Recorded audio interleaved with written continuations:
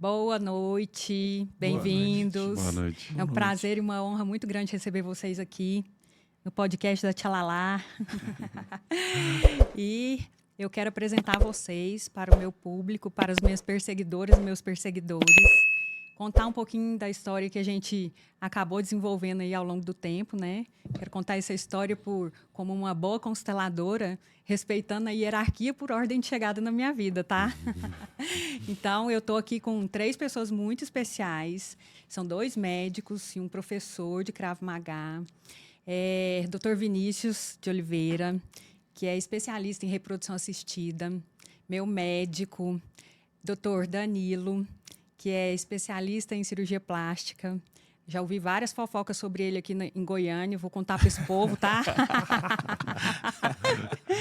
E o Breno, meu professor de Krav Maga, né? Vai falar um pouquinho para essa mulherada aí que busca defesa pessoal, como que é essa trajetória hoje em dia, né, Breno, com tantos históricos aí de relacionamentos abusivos. Então, vai contribuir um pouquinho aqui com a gente. E eu quero falar para vocês, gente, que eles são todos meus, mas que vocês não precisam ficar com ciúmes, porque da mesma forma que eu os tenho, vocês também podem tê-los, tá? E essa mesa tá bem bonita e eu peço que vocês apreciem com moderação, porque todo mundo aqui já tem compromisso, então nem queira ultrapassar os limites da boa convivência, tá bom? Então, vamos lá. Vamos começar com o Dr. Vinícius, que chegou aí na minha vida já tem o quê? 10 anos. 10 anos já, hein? 10 anos, é meu médico, meu ginecologista. Hoje a gente fala sobre saúde da mulher, né?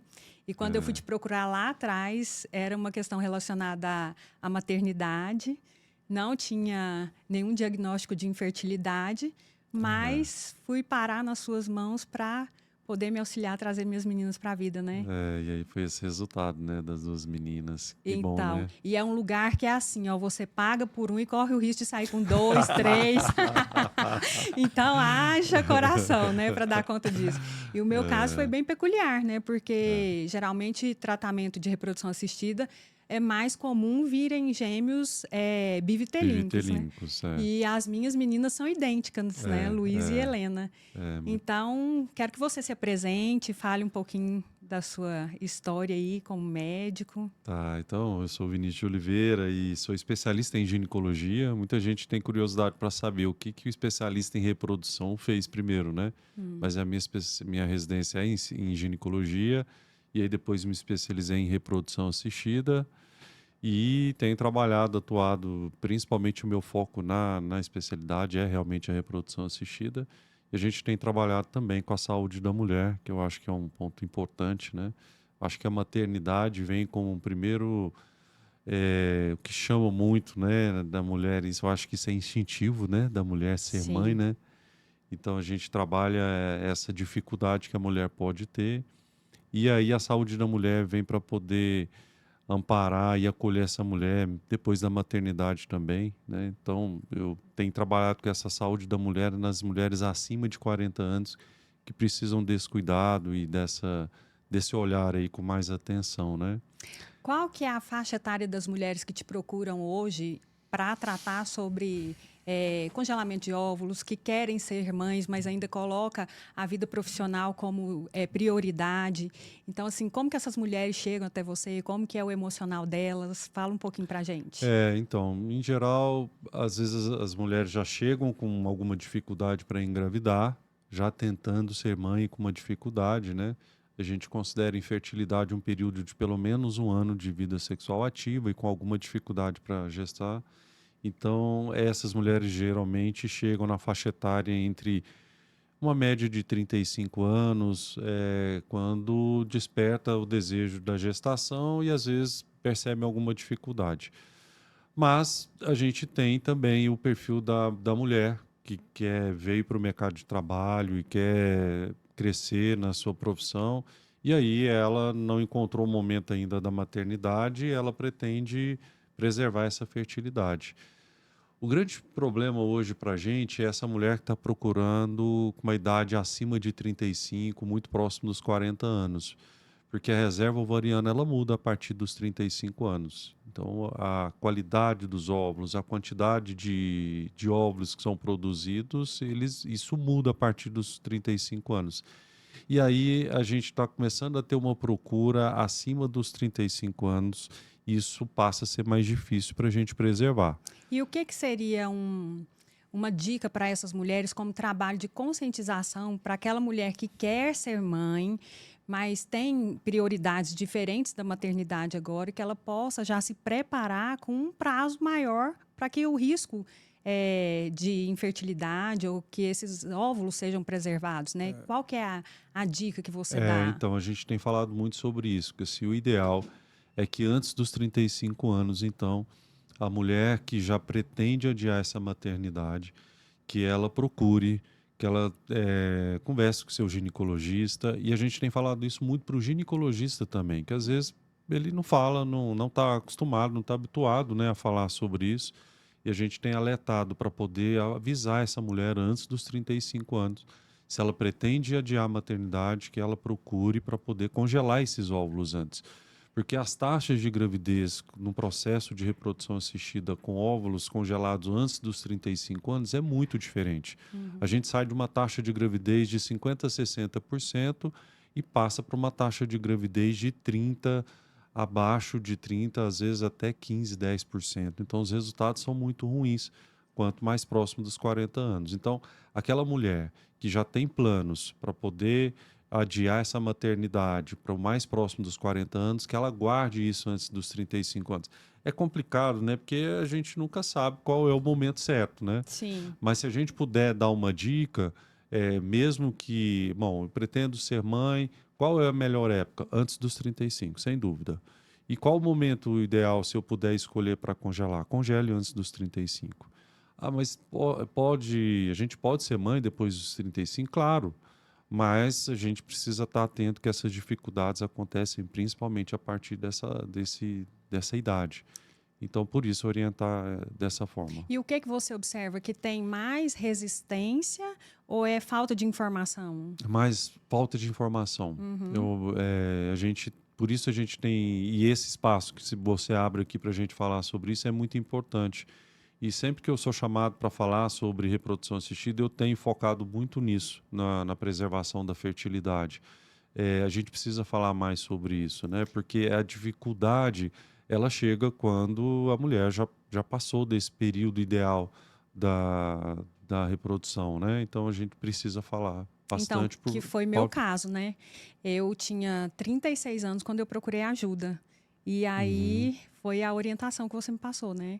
É 1 ano tentando engravidar naturalmente. Quando essa gestação não veio, aí dá aquele certo desespero, né? Não tinha uma Será? causa definida, né? Não tinha Não, uma causa aparente, né? não. E é interessante porque, assim, geralmente as pessoas não falam, né? Tem o sonho, mas talvez é um sonho que pode adiar. E com o passar do tempo e da idade, e às vezes até o casamento tardio, aí vem, nossa, agora parece que a minha família só faz sentido se eu tiver filhos, né? E aí bate o desespero. Por isso é importante esse planejamento, né? Eu falo, é muito importante porque te dá a possibilidade de ter. Porque, assim, eu entendo que algumas mulheres não estão preparadas para a maternidade. E está tudo Tá tudo certo. E certo. está tudo certo. Mas se existir essa possibilidade no futuro aí e ela ter esse desejo, e se ela fez esse planejamento, os resultados são muito melhores. Sim. A gente trabalha também com a recepção de óvulos, que aí é a doação de óvulos, né? No Brasil isso já é permitido e a gente tem realizado muito, mas aí é uma outra fase difícil para a mulher, aceitar receber óvulo de uma doadora. Então, é um Doutor trabalho que Vinícius, as mulheres, as famílias, elas enxergam isso como uma adoção? Ou não não, necessariamente? assim, o casal às vezes entende, e a gente conversa muito isso no consultório, porque às vezes quando eu dou um diagnóstico de falência ovariana, ou seja, que não dá mais para poder trabalhar com aqueles óvulos, então a mulher às vezes, quando eu falo dessa opção de recepção de óvulo, ela fala, bom, mas aí eu prefiro adotar. Uhum, E aí eu tento explicar que é muito diferente, né? A sim. adoção eu considero um ato de generosidade, né? Eu acho é é um ato do que o ser humano faz que é muito louvável, né? De você de criar uma criança ali e tudo. Mas a recepção de óvulo para a mulher eu entendo que é muito diferente. Ela vai poder gestar, ela vai poder amamentar, né? E, então eu acho que isso faz grande diferença para a mulher. O Ela vínculo muda, né? passar, o vínculo é É diferente, assim, diferente. né?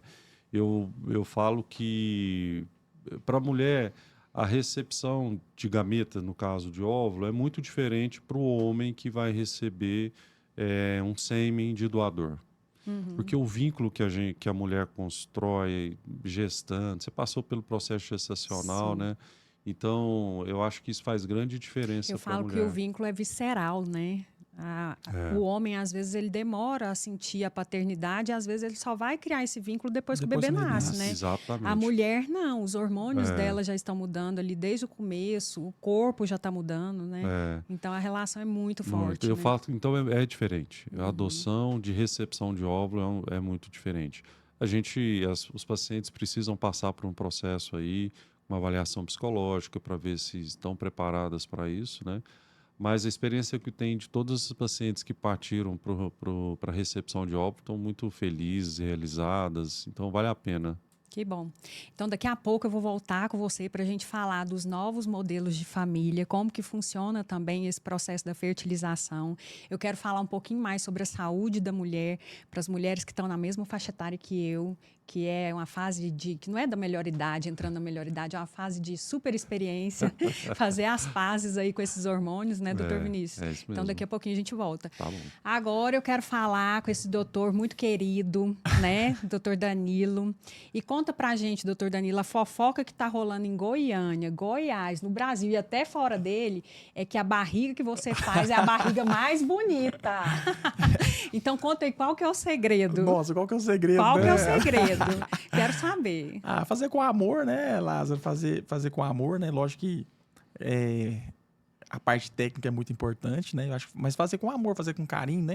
A reparação aí vai no Vinícius, né? Engravida, tem os filhos, né? Aí tem aquela pochetezinha, diástase, né? E aí as pacientes procuram a gente. E em alguns casos é só lipo, né? Em outros casos abdominoplastia. E aí a gente tenta fazer aquele umbigo o mais natural, né? Então, diz que a sua barriga é famosa por conta desse umbigo, É o né? umbiguinho natural, que eu acho que é o mais importante. Vai pra praia e não denuncia que é abdominoplastia, né? Então, Aham. esse é o intuito da gente, né? Passar esse resultado mais natural, dar uma naturalidade pro resultado, né? Restaurar aí a autoestima das mulheres, né? Das mamães, né? Então, e aí você falou desse período, né, da gestação, aí a mulher vivencia ali um pós-parto, e aí tem uma pergunta que eu tenho muita curiosidade de saber, quanto tempo depois que a mulher passa por esse período, né, da maternidade, que ela pode fazer esse tipo de cirurgia? No mínimo 6 meses, né? Quando é cirurgia de mama, tem que ter 6 meses, no mínimo, e tem que estar 2 meses sem amamentar. Cirurgia de lipo, abdominoplastia, 6 meses, né? Mas assim, eu normalmente oriento, a não ser que a paciente tá. Tem paciente que é mais ansiosa e que eu preciso. Eu oriento 1 ano, né? Eu acho assim, por esse vínculo com o bebê, né? O vínculo da amamentação também, eu acho que é importante. Quanto mais tempo amamentar, eu acho que é importante, né? Eu acho que é primordial. Então, oriento 1 ano. Mas assim, a partir de 6 meses já estamos autorizados a operar, né? O útero já voltou para o tamanho normal, já melhorou o inchaço, o edema, né? Da gestação. Mas eu oriento aí 1 ano, né? Um ano após, pelo menos 1 ano, né? Após a gestação, né? Mas essa insegurança, ela é muito comum, né? No pós-parto, né? Até eu vi a gente até repostou um vídeo da Gabriela Prioli, né? Uma mulher linda, né? Linda, bem resolvida, né? Bem profissionalmente. E ela fala que a primeira vez que ela se vê no espelho após o parto, ela não se reconhece, né? Sim. Então, eu acho assim que isso é comum a várias mulheres, né? Não importa onde elas estão, né? É muito comum essa insegurança, né? Do pós-parto. E aí vai a importância do companheiro, do parceiro, né? da família, dar esse apoio, dar esse suporte aí É uma para cobrança também, né, da sociedade de uma ter um cobrança corpo, de estética, de né? voltar cada vez mais rápido, e De tudo, voltar cada né? vez mais rápido, né? Então, e aí, quando você fala desse olhar no espelho, me chama muita atenção a questão do conflito de identidade, né? Dessa mulher que, às vezes, para um senso comum, ela está bem, mas aquela exigência em Aquela relação ao padrão exigência. de beleza. E aí, eu quero te perguntar também qual faixa etária que as mulheres estão te procurando, se não tem muito isso. E também se tem uma hora que o doutor tem que falar não. Ah, tem o doutor tem que saber falar não, né? Assim, o cirurgião, mas tem um aforisma até da cirurgia geral ainda, diz que os primeiros 10 anos de carreira a gente aprende a operar, os próximos 10 anos você aprende a quando operar e os próximos 10 você aprende a quando não operar, né? Mas assim, tem um momento de falar não, né? Tem um momento de falar não. Porque nem tudo vai ser resolvido numa cirurgia plástica, né? Tem conflitos que nós não vamos resolver.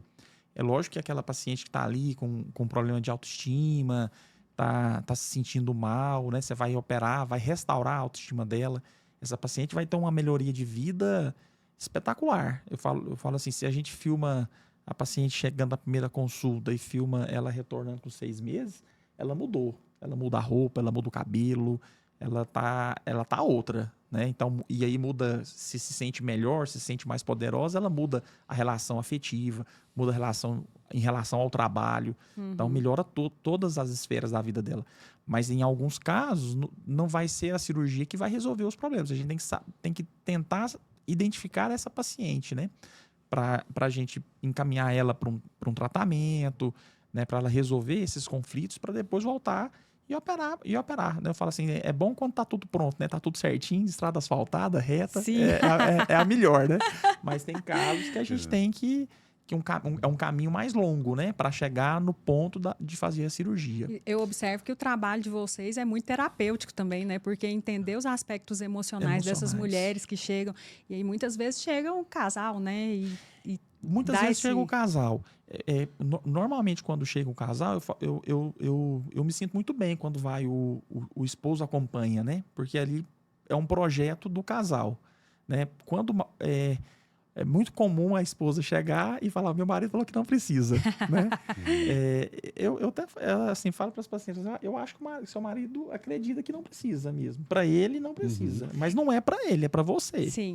Né? E é lógico que aí depois vai melhorar tudo e ele vai também... E assim, a opinião pessoal e masculina, vocês acham que os homens têm um olhar diferenciado para essa questão da estética em relação às mulheres? A cobrança é muito maior das mulheres do que dos homens? Ou isso tem mudado? Isso tem mudado, né? Assim, os homens têm cada dia mais valorizado a questão estética, né? É lógico que quando a gente ainda pega o movimento consultório, ainda a grande maioria, né? Das minhas pacientes são mulheres. Acho que a grande maioria das pacientes de cirurgia plástica são mulheres. Mas a gente tem visto aumentar, principalmente agora com o advento da lipo HD, né? Que aquele paciente que está ali, que treina, mas que tem ali não tem a definição abdominal que ele gostaria, né? Não tem o volume muscular que ele gostaria, porque a gente hoje tem feito enxerto em deltoide, em trapézio, né? Então, ele ganha um ar de mais massa muscular. Então, tem aumentado. Mas ainda é predominantemente mulher, né? Até porque também a gordura do homem ela é um pouco diferente da gordura da mulher. O homem acumula muita gordura visceral, né? E aí a gordura visceral pro cirurgião plástico é péssima, né? Porque a gente não vai trabalhar. A gordura visceral é aquela que está ali entre os órgãos, né? Então é muito difícil. Aí tem que passar no Vinícius, fazer um tratamento para emagrecer, perder a gordura visceral, para depois a gente operar, né?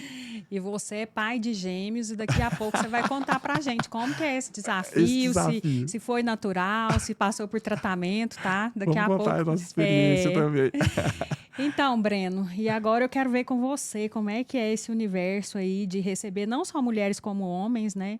Nessa questão da defesa pessoal, contar um pouquinho pra gente como que é essa trajetória sua. O Breno fez medicina, resolveu parar lá no comecinho, né, Breno? Sim. E depois partiu para... Fiz direito, formei direito. É formado em direito. E como você foi parar nesse lugar das lutas?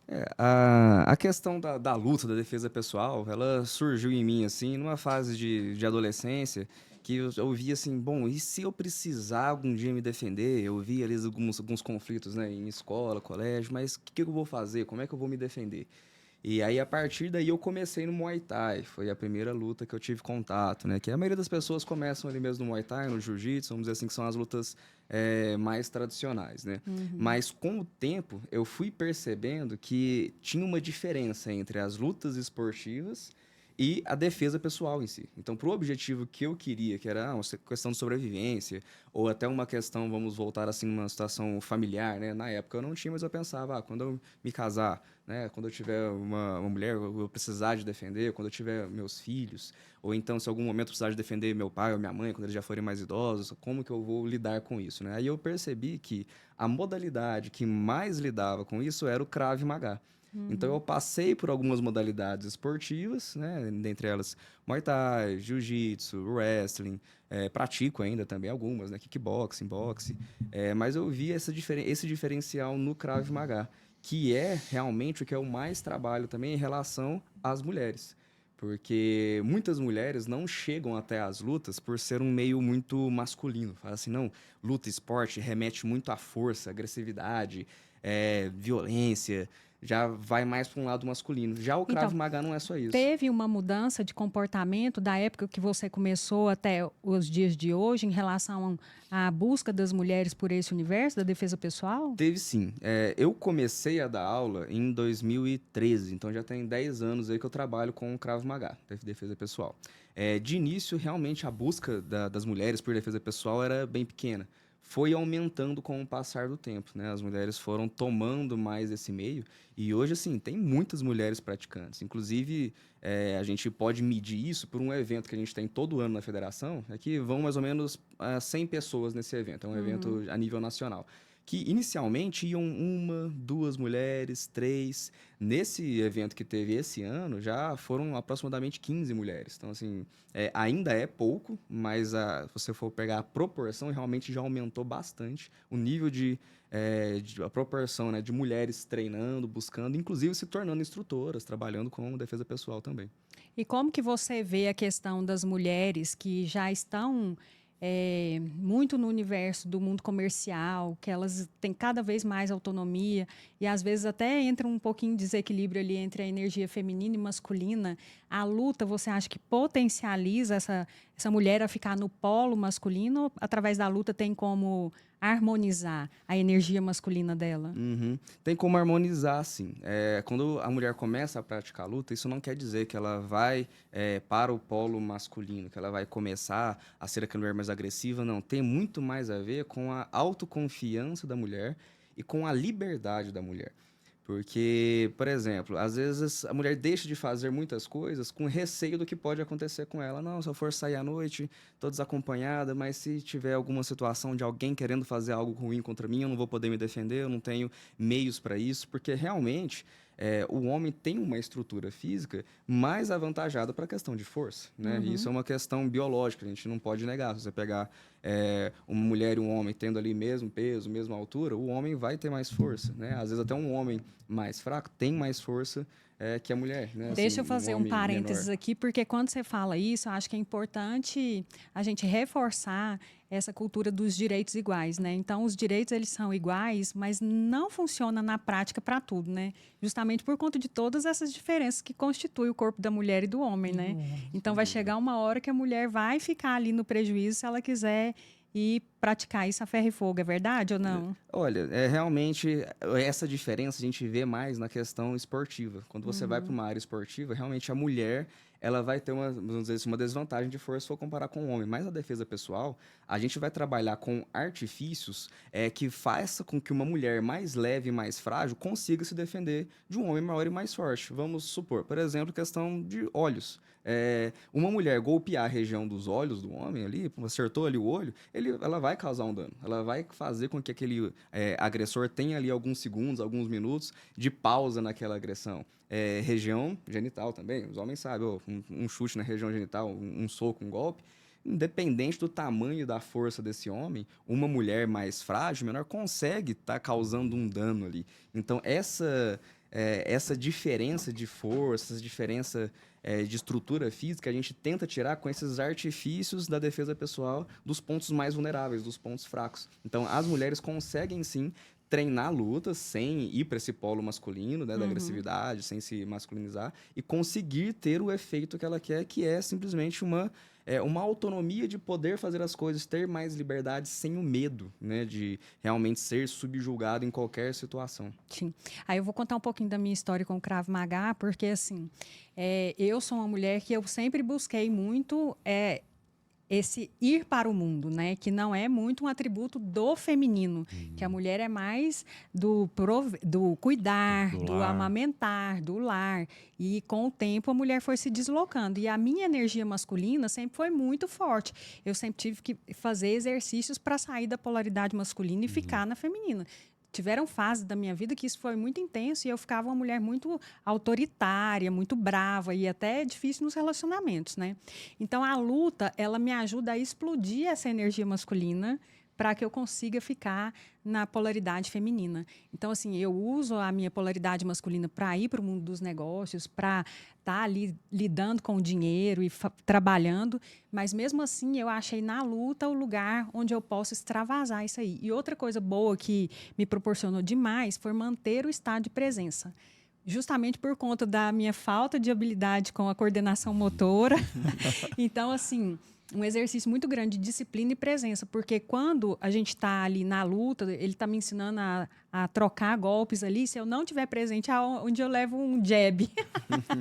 Precisa realmente ter muita atenção no treino, né? E realmente essa questão de você descarregar energia no treino é verdade. Isso para todos, até para os homens também. Às vezes aquele estresse que a gente vai carregando no dia a dia, durante o treinamento, a gente golpeando ali numa manopla, fazendo um sparring, treinando saco de pancada, fazendo exercício, é um momento de relaxamento. E para as mulheres também, né? Querendo ou não, é uma forma delas extravasarem essa energia, até essa parte de energia masculina, explosiva, né? Estabilizar ali a consciência, os pensamentos e voltar para o polo feminino de uma forma mais tranquila, né? E ser mais doce no dia a dia. Então essa é uma dica que eu posso dar para vocês. Quem sente que tá com essa energia muito alta e que só o universo dos negócios, da profissão não consegue drenar, procurar um esporte, uma atividade que possa contribuir com isso aí, né? Daí o Krav Maga vem justamente nisso. É uma atividade física que já contribui com essa questão, né? De você extravasar e ficar mais tranquilo. E também, né, ajuda na parte de defesa pessoal, te dá essa autonomia, essa liberdade. Daqui a pouco a gente volta aqui para falar de campeonatos, tá? Tá certo. Doutor Vinícius, então fala para a gente um pouquinho a respeito desses modelos de família, de como que essas famílias estão te procurando, como que, se puder entrar um pouquinho na parte burocrática, assim, até com a intenção de informar essas pessoas, né? Desmistificar um monte de coisa, sair da linha do julgamento, do preconceito, olhar com um olhar de compaixão, né? Quando você fala da adoção, eu achei tão bonito, eu acho que é uma das formas da gente experimentar o amor incondicional, né? Muito forte, porque não é sangue do meu sangue e eu posso amar da mesma forma, né? Então, fala um pouquinho pra gente, como que isso está acontecendo aqui em Goiânia, no seu consultório. Então, a reprodução assistida abriu um leque aí, né, para poder que os casais homoafetivos pudessem constituir uma família. Então, isso mudou nos últimos anos e isso veio viabilizar mais, então, para que esses casais pudessem ter filhos. Então, então, casais homoafetivos têm procurado mais agora, principalmente depois dessa normativa que o Conselho mudou o ano passado. Então, isso viabilizou para que esses casais pudessem ter filhos, porque como que funcionava, para as pessoas entenderem. Primeiro, só conta para a gente qual que é essa normativa. Então, antes, porque assim, como que funcionava? O casal homoafetivo que quisesse ter filhos, no caso da mulher, ela poderia o casal de mulheres poderiam escolher um sêmen doador e partir para um processo de reprodução assistida que fosse ou a inseminação ou o processo de fertilização in vitro. Porque aí a mulher tinha o óvulo, então isso facilitava. Então elas poderiam ir escolher, e no Brasil a questão do banco de sêmen já está bem estabelecida há muitos anos, então isso era mais fácil. O casal homoafetivo homem era mais complicado, porque ele precisava de um útero de substituição para aquela gestação e precisava de um óvulo que fosse de uma pessoa anônima. Então, isso é que dificultava. O que mudou na normativa, que agora veio viabilizar a possibilidade do casal homoafetivo homem escolher o óvulo de uma parente de até 4º grau. Então, pode ser um óvulo da irmã, pode ser um óvulo da tia, da prima, e isso veio viabilizar, facilitar. Mas aí o útero fica O como? útero precisa ser um útero de substituição também até 4º grau. Ah, tá. No Brasil, então, não tem como fazer se não for parente. Não tem outra possibilidade, a não ser que a gente consiga provar que esse casal não tem ali na família até 4º grau alguém que poderia ter essa gestação. Então, no Brasil, não é permitido o que a gente chama de barriga de aluguel. Então, a única possibilidade é útero de substituição. Mas a gente tem conseguido, e com essa procura maior, a gente tem conseguido no Conselho Federal a solicitação para um útero de substituição, às vezes de uma amiga, de alguém que seja próximo ali, que possa gestar. Então, isso veio viabilizar. A procura aumentou muito, principalmente para o casal homoafetivo mulheres, e a gente tem conseguido aí bons resultados. Então, para a mulher, é isso que eu falei, né? Eu acho que a mulher, ela instintivamente, ela quer ser mãe, né? Sim. Então, isso as pacientes têm procurado muito. A gente tem tido muita formação de famílias aí que foge do padrão, né? Vamos falar assim. E é muito bom a gente ver essa mudança, assim, sabe? E Você fala da sociedade? Da e tudo. sociedade. Porque eu acho assim, ó, que independente se você aceita ou não, se você concorda ou não, isso hoje é um fato. A gente precisa aprender a lidar com isso, né? Exato. Você não precisa amar, você pode ter sua opinião, mas que existe, a gente precisa aprender as vias para viver de forma amigável, né? Aceitando o diferente, né? Respeitar o outro, né? as A diferenças. gente tem que entender essas diferenças e é muito bacana a gente ver assim, essa mudança na sociedade, tem sido aos poucos, mas assim, a experiência que eu tenho dos casais que hoje têm os filhos é muito, muito legal. A Humana está completando 30 anos agora, e a gente até esse final de semana teve aí um momento de comemoração e tal. E aí a gente recebeu uma homenagem de um casal de 2 meninas que são muito especiais. E elas agora tiveram uma primeira menina, que uma foi a gestora. E aí depois agora a outra teve uma gestação gemelar de 2 meninas. Jesus! São 5 meninas em casa agora. Mas é uma família muito especial, assim, foi super emocionante a declaração delas falando, assim, né, elas compartilhando como é que foi a experiência de poder constituir uma família e tudo, né? Então, eu acho que a reprodução assistida tem permitido isso, assim, e eu acredito que agora, para o casal homoafetivo homem, também isso vai mudar bastante. A gente já percebe isso no consultório, essa procura, né? E então é muito bom. Eu acho que a E gente como que precisa fica estar essa aberto para isso parte mesmo. de sigilo em relação aos doadores? No Brasil, essa questão é bem... Então, no Brasil, o anonimato, a doação, ela é somente permitida através do anonimato. No Brasil não pode haver comercialização de gametas, nem de óvulos, nem nem de sêmen. Então, o anonimato é preservado, a gente tem a paciente potencial doadora, ela tem os dados, as características dela ali, as características físicas, né, que é o fenotipo, mas a identidade dela é preservada. A única possibilidade é que essa abertura agora para parente até 4º grau de casal homoafetivo, né? Então aí o óvulo é conhecido e tudo. Então, mas há uma anonimidade, uma segurança muito grande aí na questão do anônimo. Eu acredito que isso vai mudar, eu sempre falo, e não é segredo para ninguém, eu falo isso, que eu acho um absurdo aqui no Brasil, a gente ter Porque como é que funciona a doação de óvulo? É até bom a gente esclarecer isso, porque muita gente tem dúvida. A paciente que ela precisa de óvulo, ela vai ter que receber esse óvulo de uma doadora que opta por compartilhar os óvulos dela com alguém, de forma anônima. E a outra possibilidade é ela conseguir óvulo num banco de óvulo internacional. Então, ou seja, a gente não pode comercializar óvulo aqui dentro do Brasil, mas você pode comprar óvulo fora. Que loucura, né?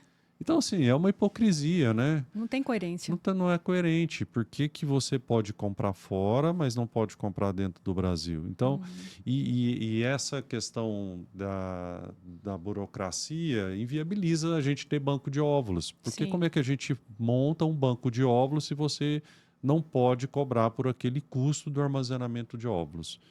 Então, ainda tem uma dificuldade. Eu acredito que isso ainda vai mudar, né? O Conselho tem trabalhado para isso e acho que isso vai melhorar muito, porque é muito grande ainda a procura de pacientes que têm uma falência ovariana, que precisam de óvulo de uma doadora. A gente não tem ideia, mas isso é cada vez maior. Mais comum, né? Muito comum. Por quê? Porque a mulher está deixando para engravidar mais tarde. E aí ela não guardou o óvulo lá atrás. Então a gente tem uma geração procurando porque ela não guardou o óvulo lá Sim. atrás. O que às vezes vai acontecer que essa geração que a gente está orientando agora, até os 35 anos, ela vai guardar e aí no futuro ela não vai precisar de óvulo doado, porque ela já guardou. Ela já se resguardou de ter, né, ter guardado esses óvulos ali. Mas eu acredito que a gente ainda vai mudar isso aqui no Brasil. Que bom. É. Então, vou falar aqui mais um pouquinho com o Dr. Danilo, perguntar para ele como que fica, né? Já que essa mulher está deixando para mais tarde a maternidade, e elas chegam lá no seu consultório e às vezes ainda não são mães, né? E fica naquela dúvida, opera, não opera, e depois que operar, eu vou conseguir amamentar, como que vai ficar o corpo, e esse útero, e essa barriga, e qual que é a orientação, doutor? Assim, depende muito, né? Da faixa etária que ela chega lá no nosso consultório. Então, assim, uma paciente mais jovem, eu acho que esse dilema ele é menor, né? Porque ela vai fazer a cirurgia, ela ainda vai casar, ela ainda vai ter filho. E, normalmente, a cirurgia da paciente jovem é uma lipoaspiração, que é uma gordura localizada, né? A paciente que é candidata à lipoaspiração é aquela paciente que não tem excesso de pele, né? Então, ela não tem a flacidez, então ela é uma cirurgia, a lipo não vai atrapalhar a gestação dela, né, no futuro. Então, vou engravidar daqui 5 anos. Você vai perder um pouco do resultado, mas não vai te atrapalhar em nada em relação a isso, né? Quando a paciente chega, vamos falar aí uma paciente já um pouco mais velha, teve um emagrecimento e ela ainda não tem filho, mas a indicação dela é de abdominoplastia, aí é uma paciente que a gente tem que conversar um pouco mais para ver qual é a intenção dela, né? Eu sempre falo assim, você vai engravidar nos próximos 2 anos, vamos ter filho primeiro, depois volta e a gente faz uma cirurgia mais definitiva, porque o abdômen é uma cirurgia mais definitiva. Pois é, mas quais são as hipóteses do que pode acontecer para essa mulher que ainda não é mãe e faz uma cirurgia desse porte? Uma abdominoplastia. Na abdominoplastia, a gente vai tirar o excesso de pele e nós vamos plicar na musculatura, né? Vamos amarrar a musculatura, porque normalmente ela tem uma diástase, um afastamento dos retos abdominais, né? Da musculatura do abdômen. Então, a gente vai plicar essa musculatura e vai tirar o excesso de pele. Então, o que pode acontecer? É lógico que quanto mais tempo passa, menor é a chance. Mas, assim, tem um risco maior de prematuridade, né? Porque esse abdômen ele não distende mais com a mesma facilidade que ele distendia antes, né? Então, ele não vai crescer tanto para frente, ele vai subir mais. E aquele desconforto que normalmente a mulher tem ali no último mês, aquela dispneiazinha, né? Que ela tem um desconforto respiratório, porque tem um aumento, o diafragma não está trabalhando. Já acontece naturalmente, né? Já acontece naturalmente no último mês, vai acontecer talvez no último trimestre. É lógico que quanto mais tempo passa, né, maior assim, operei agora, vou ter filho daqui 5 anos. A chance é menor, né? E vai ter uma perda de resultado, né? Durante um tempo, eu não operava pacientes, não operava abdominoplastia em pacientes que não tinham filhos. Era assim, a gente põe uns parâmetros, né, pra gente de conduta e leva isso na prática. Depois de um certo tempo, principalmente pacientes que passaram por grandes emagrecimentos, né, ela tem tanto problema, às vezes, para aceitar o corpo, que ela não está nem pensando no namorado, Sim. na relação. Então você pensar numa futura gestação, se ela não consegue nem se relacionar, Então, eu abri um pouco mais o leque. Então, hoje eu opero, mas assim, alguns casos mais específicos. E tendo essa conversa, vai engravidar quando, né? Não vou engravidar, mas de vez em quando acontece. Paciente, não vou engravidar, não quer, mas você não quer ter filho? Não vou engravidar, não quero ter filho, fica linda, maravilhosa, eu recebo mensagem. Doutor, e se eu engravidar? O que vai acontecer? Né? Porque aí muda a opinião, né? Mas normalmente é isso. A questão da amamentação depende também da cirurgia. Se for só a mamoplastia de aumento, que é a inclusão, o famoso silicone, não tem o menor problema. Vai amamentar do mesmo jeito que queria amamentar sem o silicone. Quando faz a mamoplastia, que é aquela paciente que tem a queda, tem a flacidez da mama, a gente tem que subir a areola, a gente tira a glândula, a gente corta ducto lactífero. Então, essa paciente tem uma probabilidade maior de não conseguir amamentar da mesma forma que ela amamentaria, independente do silicone, porque tem a mamoplastia sem a prótese também, né? Sem o silicone. Independente, por conta do formato da cirurgia. Então, ela vai ter provavelmente uma dificuldade para amamentar. Então, é importante também informar sobre isso, né? Porque tem pacientes que fazem questão absoluta, né, de amamentar, e é importante, por essa questão de vínculo, acho que é importante, né? E aí essa paciente é bom candidato para operar depois. Mas se não for essa a questão, também a mesma coisa, né? Me incomoda tanto que eu não nem penso em ter filho, não penso nem em namorar, então a gente opera e aí o benefício supera aí essa possível dificuldade, né? Agora eu quero falar um pouquinho assim, a respeito da minha experiência pessoal, né? Não é verdade absoluta, é experiência pessoal, mas através do autoconhecimento eu acho que existe tempo para tudo, né? Eu tô com 46 anos, eu te procurei agora, né? Apesar da gente já se conhecer um tempo, né? Então, assim, eu acredito que vivenciar cada fase, né? A mulher entender que ela é cíclica, né? E através do autoconhecimento, buscar ter certeza a respeito da sua escolha, das suas escolhas, isso não implica que não pode mudar de ideia, né? E quando chega numa idade igual a que eu tô, hoje a mulher de 46, 45, 50 anos, ela não parece ter essa idade, né? E eu fiz pouquíssimas intervenções. A primeira vez que eu fiz Botox foi agora, esse mês. Então, assim, não quer dizer que eu não estou parecendo ser coroa, não. Mas eu tô bem comigo, sabe? Eu falo que, assim, eu estou em paz com a minha aparência. Então, assim, permitir esse tempo de vivenciar cada fase e agora, nesse momento, por exemplo, que eu te procurei, eu sinto que, no meu caso, não é nem resgatar a autoestima, mas é aquele encontro com a minha identidade, sabe? Aquela coisa, assim, que falta pouco para refinar e ter esse encontro de novo com a minha identidade. Porque a partir do momento que eu falo que quando nasce uma mãe, aquela mulher de antes não vai existir mais, nunca mais. E é aí que vem muitos conflitos, né? Que é o chamado puerpério, passar por toda essa fase, vivenciar o luto daquela mulher que foi para nascer essa mãe, com todo esse contexto da maternidade. Então, assim, e o autoconhecimento, ele liberta nesse sentido, né? O autoconhecimento liberta e a aceitação, né? Nunca eu aprendi isso lá na minha residência. Você nunca pode perguntar para a paciente, afirmar para ela, a sua cirurgia é essa, porque a queixa dela talvez seja diferente da sua queixa. Ela aceita a mama, você fala, nossa, essa mama precisa ser operada. E ela está feliz com a mama. Tá tudo bem para ela. E está tudo bem para ela. Né? Estou satisfeita. Eu falo, quando você está satisfeita, se nada te incomoda, o máximo que eu consigo fazer, eu falo, minha cirurgia foi ótima, é te deixar satisfeita. Então, eu entro no jogo para empatar no máximo, né? Então, é o que incomoda. Porque se você se aceita, e eu acho que é importante, não precisa, né? E tá tudo bem, né? Não é o parâmetro. Assim como tem mulher que quer prótese, tem mulher que não quer prótese. Não quer prótese. E as duas estão certas, né? Uma que é uma mama marcada, que é um decote, que é postar no Instagram, e a outra que é uma mama mais natural para ela, para se sentir melhor. Então, as duas estão com a razão, né? A aceitação e esse autoconhecimento. Você me perguntou da faixa etária, meu público é muito de mãe.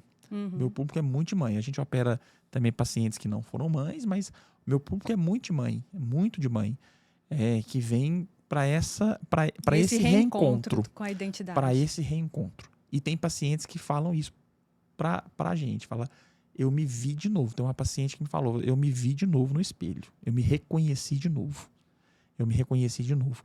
E isso é muito impactante, né? Isso é muito impactante. E assim, eu relutei e eu achava que eu nunca ia fazer um procedimento assim. E a segurança e a maturidade me provam que eu posso mudar de opinião, sabe? E que tá tudo certo também. E na sua hora. E na minha hora. Né? Mas vamos por partes, né, doutor? Vamos por partes. Mas eu tô adorando esse universo, sabe? Eu acho que eu vou poder contribuir com muitas mulheres.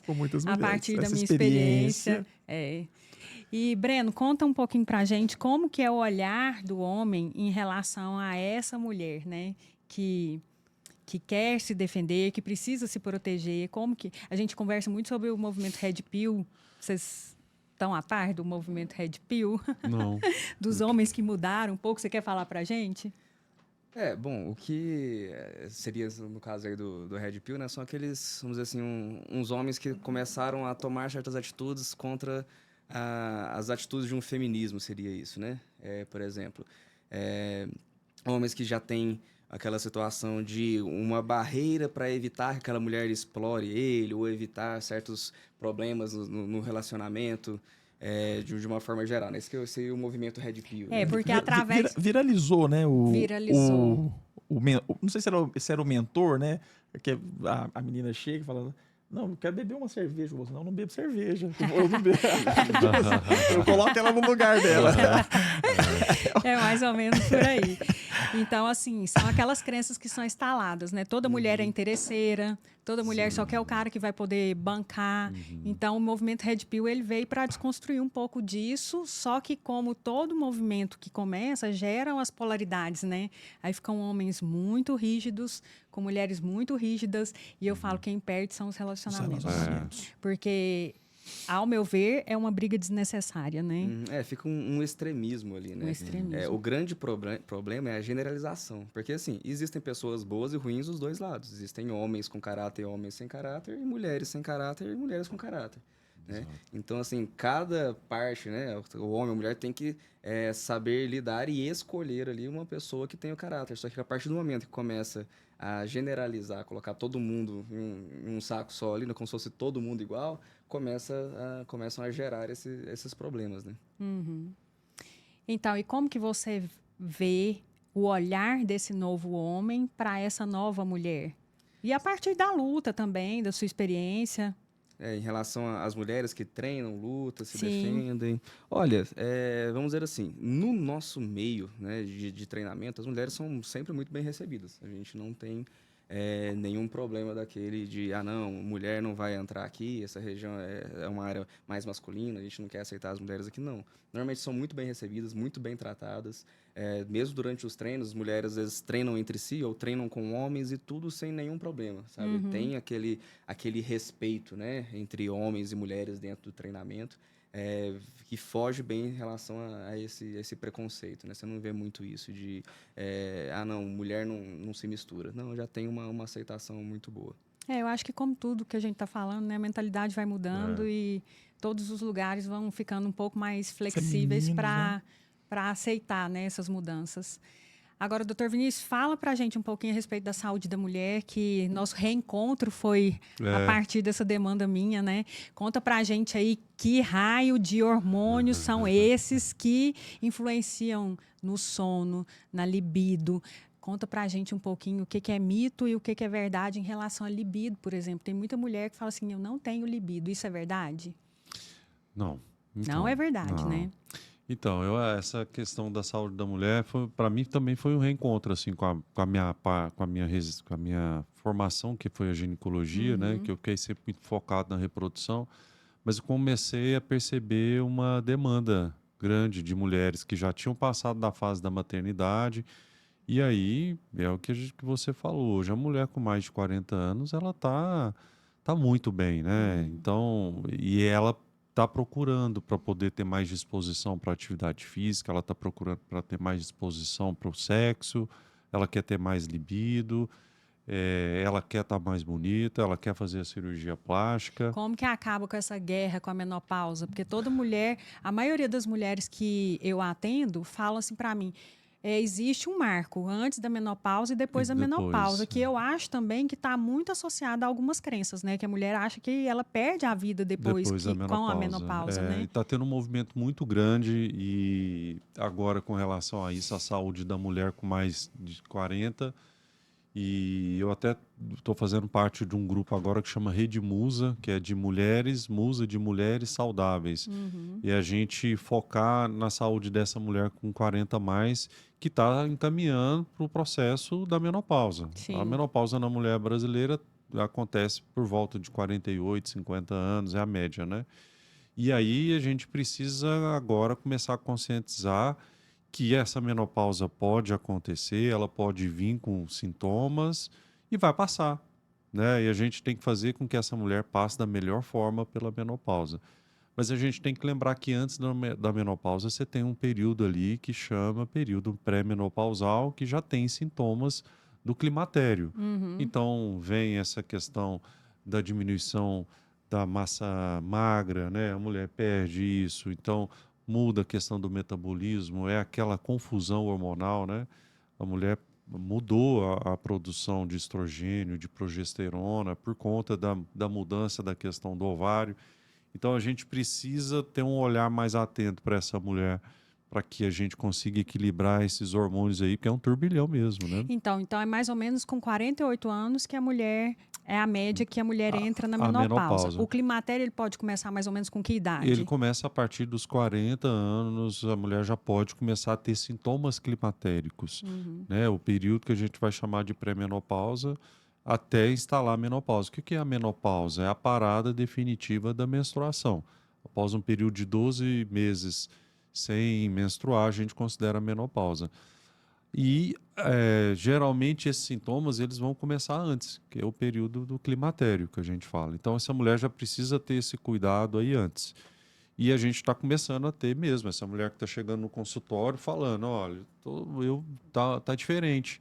A minha disposição não é mais a mesma, eu faço atividade física, mas não estou mais do mesmo jeito. Os meus ganhos não são mais os mesmos. A não ser o de gordura localizada. Exato. Quem é o vilão dessa gordura? Tem nome? Tem um hormônio Essa específico questão, que. não, uma série de hormônios ali que vão atuar, né, que vão favorecer isso, né? Então a gente precisa tentar trazer uma harmonia ali, né, desses hormônios. A gente está vendo aí uma banalização também da questão do uso hormonal, né? Uso hormonal.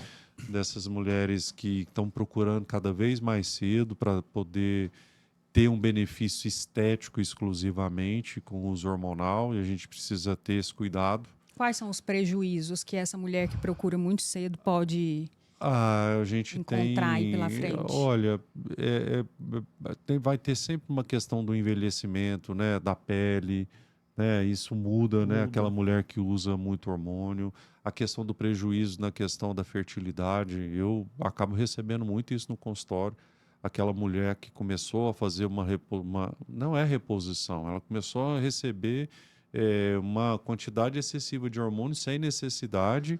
E aí isso pode trazer consequências para a questão da fertilidade. Então, gente, eu Uhum. tenho recebido isso no consultório. É aquela mulher que está se dedicando para a academia, mas é que ela quer cada vez mais um resultado, e aí isso pode trazer consequências também com relação à fertilidade. Mas o envelhecimento que é mais precoce é aquela mulher que você está vendo que ela está muito definida, muito musculosa, mas você pode perceber que é uma mulher que fica um aspecto de mais envelhecido, né? Hipertrofia, voz, né? Uma hipertrofia, a voz muda, né? Então a gente tem que ter esse cuidado. É diferente quando a mulher precisa de uma reposição hormonal. E é esse cuidado, esse olhar que a gente precisa ter para essa mulher, Sim. que precisa, às vezes, entrar numa reposição aí. E foi sempre uma discussão, quando é que a reposição ela é benéfica ou não? A gente precisa olhar cada caso, você precisa avaliar essa mulher individualmente. A reposição hormonal ela vai trazer benefícios e você tem que avaliar riscos. Quando esses benefícios vão superar os riscos, ele está bem indicado.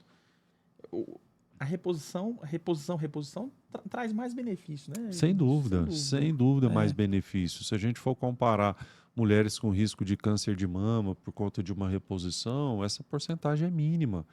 Então, se a gente for avaliar, os benefícios são muito maiores. Então, a gente precisa avaliar cada caso, mas sem dúvida a mulher se beneficia muito com essa reposição. Então, assim, é muita falta de informação e desinformação, né, em relação a esse processo. Encontros como esses podem ajudar muitas mulheres, eu falo, né, fazer esse estudo precoce das situações sem pânico, sem medo, né, tentando harmonizar todos esses campos aí do que diz respeito à saúde da mulher, né? Eu falo que é sempre voltado muito para a questão da saúde mesmo da mulher, mas a estética vai vir por consequência, né? E é isso que tem feito com que essa mulher de 50 anos se sinta muito bem, se sinta muito viva, muito desejada, né? Então, mas é porque ela está fazendo algo exclusivamente estético, mas é porque ela está fazendo para um autoconhecimento, está se sentindo bem, quer se sentir saudável, né? Então, um dos benefícios que o nosso reencontro me proporcionou foi eu poder fazer as pazes com o meu sono. Porque eu fui dependente de medicamento durante quase 20 anos para dormir. Quando eu vi que eu estava perdendo demais, letárgica, memória ruim, eu falei, chega. Mas aí eu fiz o desmame direitinho. E mesmo assim ainda ficou aquela coisa que não estava muito boa, né? E o nosso reencontro trouxe isso. E aí eu estou entendendo que dormir agora, para mim, já não é mais como era antes. Então, assim, às vezes eu tenho menos tempo de sono, mas eu tenho um tempo de muita qualidade de sono. E isso tem feito muita diferença na minha disposição, em relação à atividade física. Inclusive, eu não sei se vocês perceberam que o Marcão chegou, e eu quero convidar ele para fazer parte dessa mesa. Vem aqui, Marcão. Ele tá ali que olha para lá e olha para cá. Gente, deixa eu falar uma coisa para vocês. Oi, doutor Vinícius. Como é que tá o senhor? Tudo bom? Como é que tá o senhor, doutor? Como é que tá, Marcão? Tá bonito, né? Como é que tá, tão doutora bonito Lázaro? demais. Tava faltando você aqui. Ué, eu tava ali vendo ali, não sobrou pra não falar mais nada, não. Já falou aqui sobre a Nossa TPM. dose diária de alegria na Já. academia, Nossa né? dose diária de barulho e alegria. Só sobra pra mim a parte mais difícil, Não, né? mas deixa eu contar uma coisa, Então, gente. vamos lá, Eu então. convido, ele foi um dos primeiros participantes do meu podcast quando era na informalidade. E ele topou o desafio, colocou a cara dele lá, à mostra, falou da história pessoal dele que ninguém sabia. A coisa mais linda, depois se vocês puderem assistir, eu recomendo. Que esse cara é um guerreiro mesmo, ele tem uma história muito bacana para compartilhar. E assim, toda vez eu convido ele para participar do podcast e ele fica cheio de... E vocês confirmaram e eu achei assim, por conta de procedimento lá na clínica, o doutor Danilo, o doutor Vinícius, não sei se vai dar para eles virem. O Breno está preparando para casar, a noiva dele está ali. Preparativos para a festa e tudo. Falei, não sei se eu vou conseguir. O único que eu tinha certeza... Vocês viram a hora que ele chegou, né? Como que explica isso? Vim pra trazer a alegria e a resposta de vocês. Ai, que bom. Então, nós estamos falando aqui de saúde da mulher. Então, você chegou na hora certa. Exatamente. Conta pra gente que hoje eu vejo que você tem um público, tanto de homens quanto mulheres, mais maduro, né? Exatamente. Pouco tempo agora você viralizou, porque você saiu na televisão, dando entrevista. Então, e aí conta pra gente como que é o perfil dessa mulher que chega lá, às vezes fora de forma, triste, porque ganhou peso. Como que é essa construção junto com você? Boa noite aí, os perseguidores da Tchalalá. Tchalalá. O meu maior público hoje é feminino, né? Então, assim, eu fico feliz em poder ajudar elas, porque a maioria delas chega lá com depressão, né? Não estão felizes com o seu corpo, né? Uhum. Aí eu falo, não fica assim não, você é imagem e semelhança de Deus. A gente só não tem jeito para a morte, mas para dar jeito à sua vida, você pode contar comigo. Vou te ajudar você a emagrecer, vou ajudar você a ficar da melhor forma possível que você mereça, do pedestal que você ainda não chegou, vou te ajudar você a chegar lá. E chega o microfone mais Pode perto chegar da mais sua... aqui? Puxa, pode Eu sou puxar meio tímido, ele. viu, gente? Aqui assim. Super tímido. Mas sabe que eu tô vendo ele tímido? Essa versão mas do lado dele a gente não conhece, não. Do lado dessas honra aqui dessa celebridade. Para mim é uma honra Você é estar muito aqui, amado, né? você é muito amado. Você não sabe o tanto que você é amado. Eu acho que você Olha que sabe, bom. né? Ah, será? Sou mesmo? É muito amado. Caramba. E como que é o aspecto psicológico, emocional dessa mulher que chega? Por exemplo, tem 16 anos que eu te conheço, Ixi, treinei 16 com você anos, e hein? voltei depois dos 40. Como que é pegar a bagaceira, Marcão? Olha, eu vou falar para você, não é fácil não, mas nós estamos preparados para isso. Super sincero. Meu Eu achei que ele ia Jesus, falar assim, né? mas você chegou muito bem, depois de gêmeas. Olha, tem hora que eu peço sabedoria pro Espírito Santo, viu? Porque não é Só fácil. Deus, não. Marcão. Pode falar bagaceira mesmo? Lá no Dr. Danilo, eu falei assim, como que a gente faz para reformar esse Opala ano 77? Aí ele olhou assim, acho que ele pensou assim, tem que começar pelo farol, depois o para-choque. Aí ele falou assim, é melhor a gente dar uma olhada no geral, Lázaro. Ô, meu pai amado. Sempre ouvindo a queixa da paciente, né? O melhor de tudo nessa parte aí, que a gente fazer parte do sucesso da pessoa. Ela chega lá com uma performance física acima do peso, ela não está feliz, o autoestima está lá embaixo. Aí você começa a conversar com ela. Muitas vezes ela não quer nem treinar, né? Ela quer conversar. E nós estamos ali para isso. Nós somos personagens, somos psicólogo, né? É isso mesmo, né? Aí os médicos eu deixo para eles, né? E como que é essa parte terapêutica? Como que fica o Marcão Olha, personal escutando esse tanto de Vou te contar uma coisa, não é fácil. queixas, de reclamações? Mas tem hora que eu falo assim, cara, Deus me escolheu para ajudar o próximo mesmo, porque a vida da mulher não é fácil, né? De a mulher ser mãe, né? Como eu estava vendo vocês comentarem aqui. E eu acho muito bonito quando uma mulher gera uma criança dentro dela, que é um presente de Deus, eu acho isso muito bonito. Então, nessa gestação, aí acaba perdendo um pouquinho da performance física do corpo dela. Aí é onde entra o personal para dar um auxílio.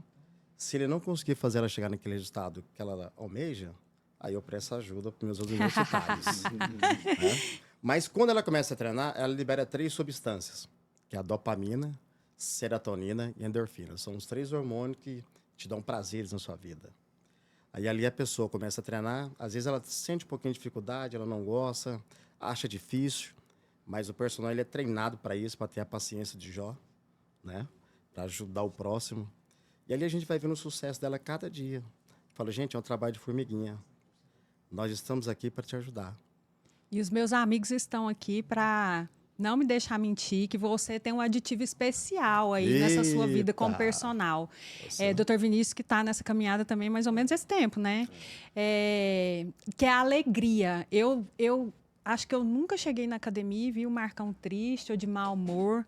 Essa pessoa alegre, que coloca a gente para cima. Às vezes eu não estou muito bem e ele está ali me ancorando, me levantando. Como que é isso? Onde você busca isso? Dá a receita para a gente. Nasci assim. É, Obra de Gabriela. Nasci assim. Eu nasci assim. Nossa. Bom especial. Só ele. Só ele tem. É bom o demais. personal da alegria, É bom demais né? você ser feliz. Devo, não nego, parcela, eu vou pagar. Mas não vou deixar isso afetar a minha felicidade. Não Doutor deixo. Vinícius, conta pra gente aqui se ele faz isso só comigo ou se é com todo mundo. Porque ele vai lá e fala assim, ó, eu fiz um compromisso, eu troquei de carro e agora eu vou comprar uma casa no condomínio e você vai me ajudar a pagar. Exatamente. Funciona assim o estímulo Opa! motivacional dele? É mais ou menos assim. E aí, já vamos definir isso em um ano, já vamos acertar Não esse é? personal em um ano. Inclusive, eu já tô querendo fechar o anual, né? Tá vendo? Quem fechar o Vai anual aí, começar o ano, você já quem quer. fechar o anual vai ter desconto, viu, gente? Então é sempre assim, ó, Lázaro, bom dia, hoje eu tenho um plano. Dá vontade de sair correndo, sabe, Danilo? Hoje eu tenho um Quando vai plano. contar o plano?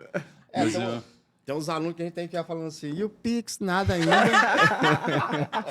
Só que ele não espera nem vencer o dia 1º, tá? Começar a usar essas estratégias aí também. Né? Dos planos, eu vou casar esse ano, então já falar com os alunos já que Você tem vai que... pagar o bem casado. Deixa eu te falar, eu fiz 12 anos de casado, depois a gente vai conversar particular. Pegar umas dicas aí, É, né, claro. importantes. Conselho, Marcão? Nossa, o que é Vai isso? ser o psicólogo também. Exatamente, a gente tem umas experiências que você não vai precisar passar por ela. Que bom, olha aí, tá vendo? bom E ele ainda é demais. conselheiro amoroso. E dá certo. Mas fala, eu doutor preciso falar um Vinícius. pouquinho da minha convivência com o Marcão, né? Meu Nós Jesus. estamos juntos há 18 anos. 18 anos. Que a gente Virou treina. família, né? É. E deixa eu falar, O senhor reformou o senhor. Fazia tempo que eu não chamava assim, né? Nossa, que é O isso? senhor reformou a lataria também, porque eu tenho Foi. foto do antes e do depois e eu vou verdade. mostrar para vocês. Era só bagaceira Não, também. mas a foto tá comigo. Não, parece que hoje ele é maior, não é? Ele até, a estatura dele aumentou. Não, eu vou falar assim, sem medo de errar, eu não tenho vergonha. Eu acho ele lindo. Eu já falei, você não estava aqui, que é para apreciar com moderação, porque todo mundo aqui é muito bem comprometido, tá? Inclusive o senhor. Eu? Não, imagino. É Mas- o Pix, né? É o Pix. É o que né? Pix. Mas fala, Vinícius. Então, bom a gente falar sobre isso, que assim, eu sempre treinei com o Marcão, desde que eu cheguei em Goiânia, que eu conheci ele na academia, eu falei, eu preciso treinar com esse cara. E ele, eu acho que todo mundo, você que começou a treinar com ele, passou pela mesma experiência, né? Que ele quis te matar na primeira aula. Sim. Tem que passar no teste. O teste dele é isso. Exatamente. Você tem que passar Aprovação. pela aprovação ali. Senão não E treina. aí, e foi muito bom, já esses 18 anos juntos. Mas teve uma fase na minha vida que foi muito importante, que deu uma virada de chave na minha vida, porque eu sempre treinei, mas eu nunca tive muita consciência da questão de você ter regularidade, você ter disciplina, e aí com o estresse também do trabalho e tal, mesmo com acompanhamento do Marcão, e eu passei por um período que eu estava me sentindo mais deprimido e tudo, e eu falei, eu preciso melhorar. Foi quando eu falei para o Marcão, você me ajuda?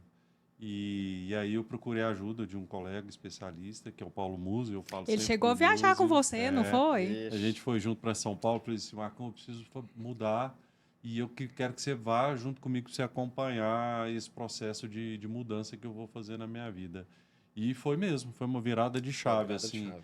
a dedicação para os treinos. E é isso que eu falei, assim, não era questão estética, era uma questão de saúde, me sentir bem, de estar bem, de fazer atividade física diariamente, tudo. E aí Nem a só questão... saúde física, né? Saúde mental também, exato. né?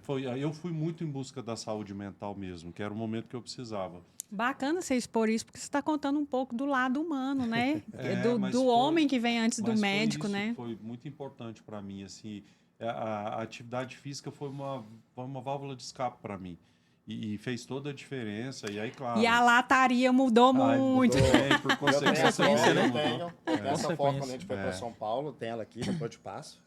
Foi Você legal. fazer o Não, e eu depois. tenho foto dele Ah, me você tem? examinando. Ah, é? Era magrelinho, mirrado. Nossa. E o Marcão fez parte desse processo, assim, então foi muito bom, e a gente... E o Marcão é terapeuta, né? Terapeuta. É terapeuta. E eu falei terapeuta da alegria, né? Porque olha. o show que o Danilo escuta lá, que o Breno escuta, é Todas as manhãs. todo dia. E ele chega naquela disposição 6 horas da manhã, Até 8 horas da noite. não é? Até 8 horas da noite. É mesmo. Eita. Porque eu não treino com o Marcão, mas a gente treina na academia, vê o Sim. Marcão, e o Marcão é alegria o tempo todo e mexe com todo Com mundo. todo mundo, independente se e é aluno briga dele ou com não, todo né? mundo e traz alegria. Uma dose de alegria ali na Cara, academia. Marcante, né? É Marcão é marcante. marcante. Às vezes eu tô lá na academia assim, a pessoa fala, "Ô, o que aconteceu? Você não vai gritar hoje, não? Aí eu falo, eu já tô um pouquinho cansado. Mas aí, de repente, passa um pouquinho. Aí Deus fala assim, vamos, meu filho, ó, vamos animar esse povo aí. Aí vem de dentro, cara. Mas vem de dentro mesmo, porque esse Vem de negócio de dentro. cansaço não existe, é mentira dele. Quando eu vejo ele triste é porque ele tirou o carboidrato. É o único momento de tristezinha que eu vejo, ele é abatidinho, é porque ele tirou, dá o carboidrato pra ele que você vai ver a mudança de comportamento na Se hora. você quiser conhecer a pessoa, tira o carboidrato dela. Meu Deus, eu Tira. viro uma fera. Você vai ver. Tira o carboidrato, você vai conhecer a pessoa. Eu acompanhei um pouco do Marcão na época de campeonato dele, né? Eu sou Aham. dessa época que ele... Da época competitiva. Eu também. a gente ia Sim. nas competições dele. E aí eu tive uma ocasião que eu passei perto dele, ele foi atravessar a rua na minha frente e ele não me viu. Não vi, não. E ele tava uma semana antes do campeonato, semana assim, antes. mais ou menos, zero carboidrato. Nervoso. Eu buzinei pra ele, ele Moço. gritou, me xingou. É inédito isso, porque eu não vejo ele bravo. Eu nunca conheci esse Marcão. Que medo. Rapaz, vai, buzinada. Falei, cara, não vou... Depois, Vou chegar eu te nunca conheci com no zero trânsito, não, né? carboidrato. Hã? Foi só na academia, eu te conheci no trânsito. Foi na Foi na academia, né? Eu falei, vai Vai te lascar. Tô sem carboidrato aqui, mano. Não é fácil não, mas é uma conquista. Depois, se você puder mostrar as fotos aí, né? Vou mostrar. Muito bom, viu? É uma conquista pessoal, né? Porque na minha época a gente não ganhava muito dinheiro. Então é uma conquista pessoal. E hoje o que eu aprendi preparando para os campeonatos goiano e brasileiro, né? Hoje eu aplico em cima dos meus alunos, né? E graças a Deus a gente está tendo resultado. E sem dó, né, doutor Não Vinícius? tem sentimento, não tem. Quem vem treinar comigo já sabe. O sistema é bruto. Sem sentimento. É, Marcão é raça e o resto é fumaça. Então, Danilo, conta pra gente um pouquinho dessa história aí com esses gemelares. Foi natural? Foi uma surpresa? Foi tratamento? Os gêmeos, a Mariana tem uma irmã, e a irmã da Mariana, ela entrou em falência ovariana, uma menopausa precoce, com 30 e poucos anos. E a minha esposa é ginecologista também, né? Ela é ginecologista também. E ela estava fazendo um curso de ultrassom. Mas espera aí, deixa eu te interromper. Eu não sei a parte dessa história. Eu perguntei assim, você quer compartilhar? Não, eu quero que você se sinta à vontade. Estava à vontade, tranquilo. E a Mariana era ginecologista, era não, né? É ginecologista, e ela fez uma contagem de folículos, que acho que até mudou esse parâmetro, né, Vinícius? Isso já tem um tempo, uns 11 anos. E a contagem de folículos era baixa. Ela tinha terminado a residência, eu estava terminando a residência de cirurgia geral. E nós resolvemos ter um filho, né? E foi um ano difícil, porque foi um ano que eu perdi minha mãe. E nós mudando de cidade, então teve toda essa questão. Foi um ano de residência, eu tinha ganhado muito peso, então, assim, é mais difícil, né, Vinícius, de engravidar. E aí nós tentamos durante um ano e não tivemos os filhos que a gente queria. E aí a gente partiu para o tratamento. Fizemos primeiro uma indução, não deu certo. E aí foi FIV, né? Os gêmeos são de tratamento, né? FIV, eram 3 embriões. O médico falou: vamos colocar os 3. Não, coloca só 2. Senão, Marcão, pague 1 e leve 2, pague 1 e leve 3. Né? Eu tô nessa também, né? Foi desse jeito. E aí, quando os meninos nasceram, eu estava na residência de cirurgia plástica, né? E na metade do meu R2, no início do meu R2, escapuliu uma neném de forma natural. É raro, mas acontece sempre, né? De forma natural. É raro, mas acontece sempre. É raro, mas então, acontece sempre. Acho que relaxa. Já estava fazendo a atividade física. Você é pai de 5? Não, sou pai de 4. Pai de 4. Mas tem mais um. Tem um embriãozinho, Tá bom, né? Que é da idade dos meninos, né? E aí você vive esse dilema, porque assim, será que... Mas aí 5 também é complicado, e recomeçar de novo, né? Porque quem teve filho sabe, assim, você tem uma fase da vida que você é exclusivo, né? Dedicação, principalmente para a mulher, né? É uma dedicação muito exclusiva para os filhos. E a minha mais novinha, a caçulinha, a Elisa, já tem 8 anos. Então nós estamos numa fase muito boa. Todo mundo toma banho sozinho, escolhe roupa. Já... O mantra pai e mãe diminui um pouco, né? Diminui um pouco, tem muita briga, porque os meninos têm 10, vão fazer 10 anos agora em dezembro, os gêmeos, né? O casalzinho de gêmeos. E a Elisa já tem 8, então assim, é tudo muito próximo, né? Então, praticamente, nós tivemos 3 gêmeos, assim, 3 bebezinhos em casa. Você falou de um conflito que eu vivenciei e, na época, eu não queria me envolver com isso. Então, eu deixei muito por conta do Tiago, cuidar da parte burocrática, né, do nosso tratamento. E aí, eu lembro muito bem quando você falou, porque eu cheguei lá, eu acho que foram 12 óvulos, 8 embriões. E aí tem aquela semana que vai acompanhando ali até chegar o momento de fazer a transferência, né? E quando eu cheguei dentro da sua sala, no momento antes ali na recepção, o Tiago começou a ler o contrato que a gente precisava assinar a respeito da possibilidade de ficarem embriões lá, né? E naquela hora me deu veio um drama, sabe? E eu nunca tinha pensado nisso. Quando eu entrei na sua sala, você falou assim: Lázara, estavam desenvolvendo muito bem, mas só sobraram 2. Aí eu falei: graças a Deus. Aí você falou assim para mim: como assim? Falei: não, doutor, eu não queria deixar nenhum filhinho congelado, não. Aí o senhor falou assim para mim: senhor, não tem jeito, né? Quando eu olho para o médico, eu só vejo o senhor. Aí você falou assim para mim: Lázara, toda mulher, a maioria das mulheres, elas se sentem assim meio numa margem de segurança ali, de saber que se não der certo, não precisa passar por tudo de novo, né? Eu saí de lá tão aliviada, independente do que fosse acontecer, né? E eu acredito que tem muitas famílias que vivenciam isso nesse momento, né, de tomar decisão, porque primeiro vem aquela loucura pela maternidade, pela paternidade, mas todo o sim que eu falo para algo, eu estou falando não para um monte, né, de outras coisas, e todo não que eu falo, eu estou falando sim para um monte de outras coisas. Então, acho que essa experiência deve ser bem recorrente, né? É um conflito, sim, sem dúvida. Mas eu sempre falo, assim, que é um tratamento muito desgastante do ponto de vista emocional, né, para o casal. Então, essa possibilidade de ter embriões guardados, congelados, isso ameniza muito, eu acho, de certa forma. É um conflito, mas eu acho, de certa forma, ameniza. Deve ser muito particular, dependendo de cada história, Isso, né? Muito casal. A gente teve uma alteração na normativa que estabeleceu o número de embriões para serem congelados. Isso foi muito ruim para a reprodução assistida. Ainda bem que isso foi por pouco tempo, que o Ministério da Saúde veio com essa normativa em 2021 e durou pouco tempo, porque isso limitou muito. Então, os casais não podiam ter embriões guardados, não mais do que 8 embriões. Só que a gente tem que lembrar que desses 8 embriões, não são 8 embriões viáveis para uma gestação.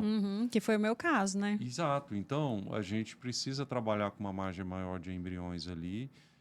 O que veio ajudar muito foi a questão do estudo cromossômico dos embriões. Então, hoje, você tem a possibilidade de ir lá fazer o estudo dos embriões antes de serem transferidos para dentro do útero. Então, ali você vai entender os embriões que realmente são saudáveis, euploides, normais para uma gestação. Mas essa limitação dificultou muito pelo número de embriões congelados. Depois eles revogaram isso. Então, hoje o casal tem a opção de falar com quantos óvulos eles querem trabalhar para ter determinado número de embriões. Aí, no caso, ficam os óvulos, né? Os embriões, eles ficam limitados a essa questão. Tirou essa normativa de terem até 8 embriões. Tá. Pode ter mais. Mas a gente consegue trabalhar limitando a quantidade de óvulos ali para a gente não ter tantos embriões excedentes. E o que veio ajudar é a possibilidade do estudo cromossômico para você ter menos embriões guardados. Então, isso veio viabilizar. Porque muitos dos embriões que ficavam guardados não tinham esse estudo. Não tinha viabilidade. Exatamente. Então, isso veio viabilizar. Mas é um conflito sempre. É um conflito. Tem momento que a Mariana quer, aí eu seguro, tem momento que eu quero, aí ela segura. E tem um prazo, não tem, para esse embrião ficar? Não? A gente não. Mas o último. Ele perde a viabilidade? Pelo tempo, não. A gente tem o último embrião, relato de embrião descongelado que teve uma gestação viável foi depois de 27 anos congelados. Foi na Inglaterra em 2021. Então, como é relativamente novo, né, o congelamento de embriões. O de óvulos, então, mais novo ainda. Então, o último que a gente tem foi depois de 27 anos. Então, a gente não sabe quanto tempo esses embriões podem ficar guardados. Eu acho assim que a ciência, os avanços da ciência nessa área, porque a gente está falando em especial disso, ainda vai trazer muita surpresa para a gente, né? Pessoas que são muito taxativas, que reprovam demais, muitos aspectos religiosos que implicam também nessas tomadas de decisão. Lá na frente, a gente tem tanta surpresa, né? A gente já teve a oportunidade de ver relatos de mãe que doou óvulo para a filha, né? E um ato de amor, né? Mães que se colocaram à disposição de gestar aquele filho. Então, acho que tem muita surpresa e eu imagino, assim, que a gente não pode duvidar de que tudo o que acontece é da vontade de Deus, né? Até as coisas que às vezes a gente acha assim mais bárbaras e que fogem à nossa compreensão. Quem tem fé, eu falo, a gente tem que confiar, né? Que existe o grande coordenador do universo e que um dia talvez a gente entenda, né? Cada um chama de alguma coisa, de alguma né? coisa, né? Mas que existe, né? E nós somos testemunhas do quanto a ciência nos favoreceu nesse sentido, né, Danilo? De Com poder certeza. experimentar a paternidade, a maternidade. E às vezes a gente se apega em coisas pequenas, né? E esquece o maior, né? Sim. O que é importante realmente, né? Sim. Assim, esses apegos, assim, de menores, eu acho até, né? Sim. Acho que a gente está criando uma geração que vai ser muito melhor, eu falo, assim. os nossos filhos são mais tolerantes, eles não têm preconceito.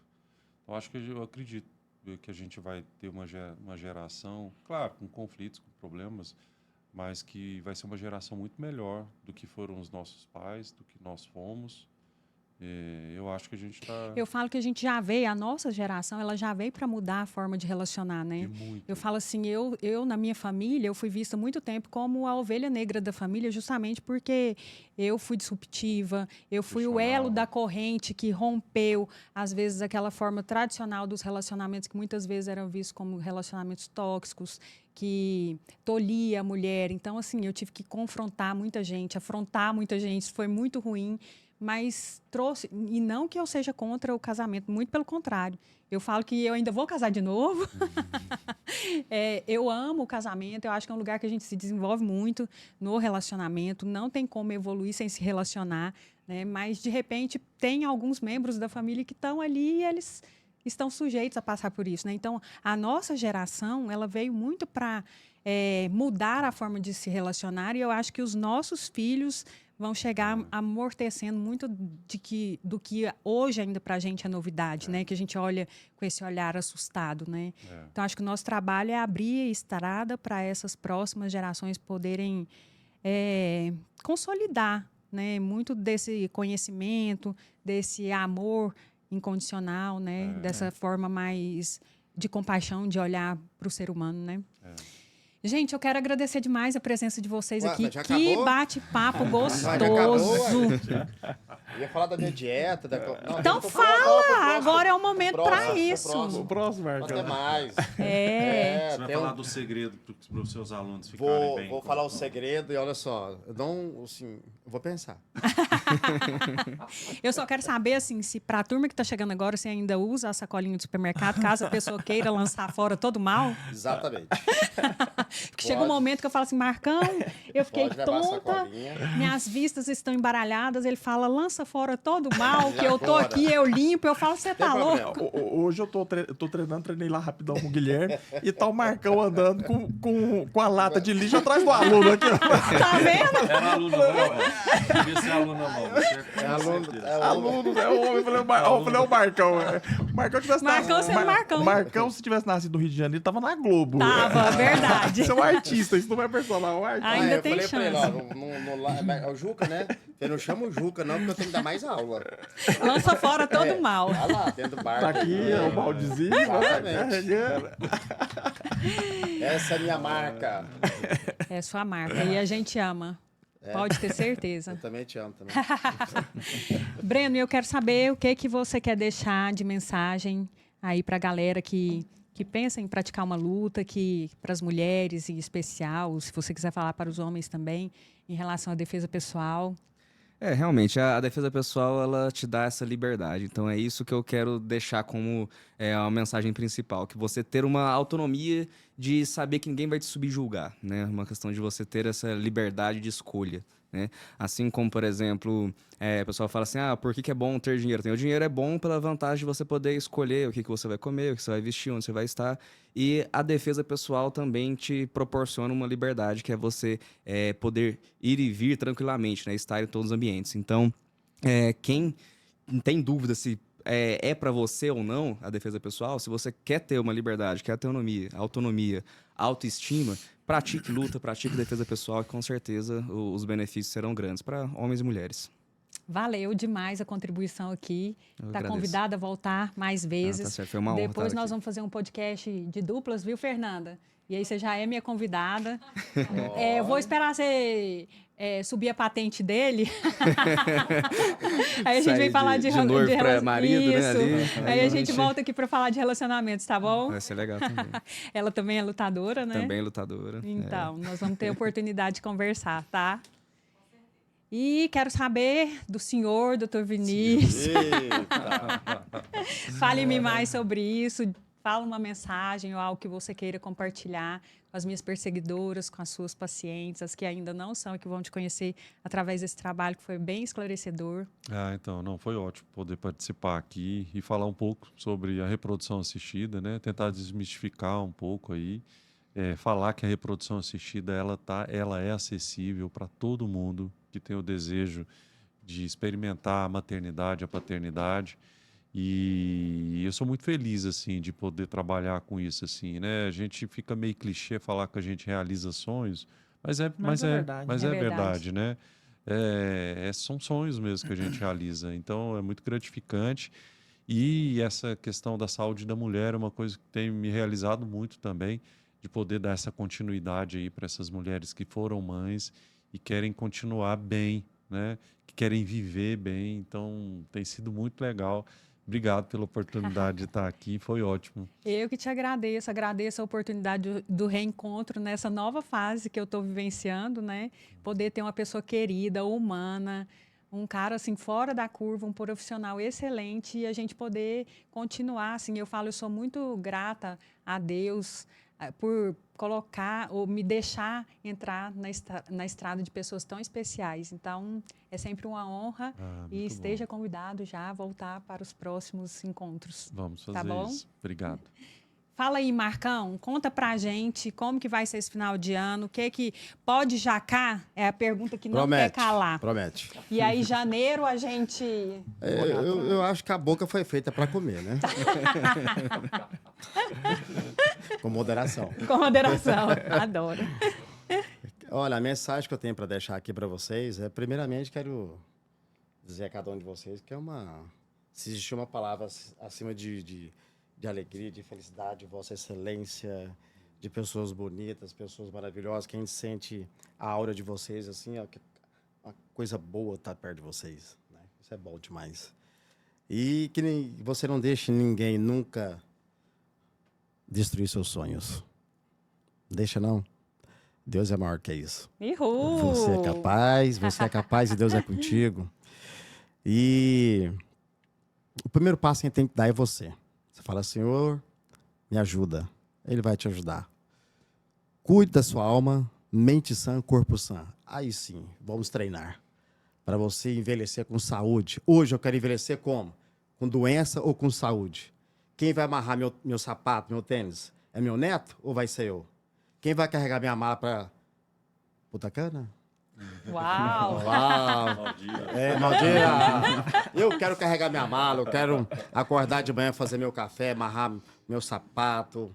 Sabe, cara, tristeza comigo não existe. Isso aí não. Então, o meu legado que eu deixo para vocês, viva, seja feliz, porque o amanhã pertence a Deus.